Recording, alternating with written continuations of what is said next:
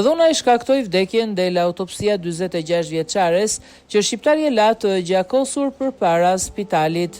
Ornela Fora Stefano vdiq nga dhuna. Ky ishte rezultati i autopsisë së 46 vjeçares italiane.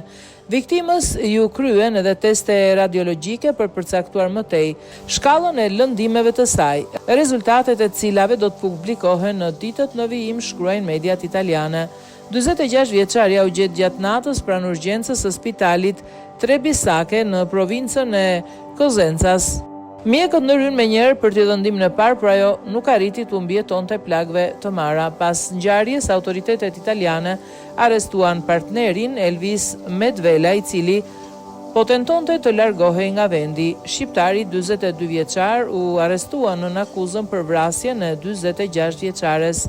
Emri Elvis Medvelaj nuk është i panjohur për autoritetet italiane.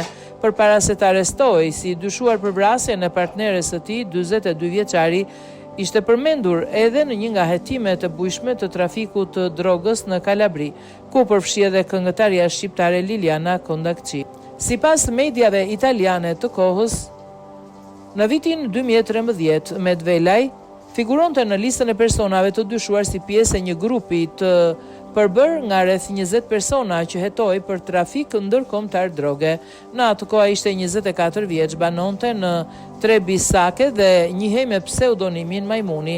Në të njëjtën dosje u përfshihet këngëtarja Liliana Kondakçi, e cila u dënua me 2 vite e 8 muaj burg në Itali për trafik droge.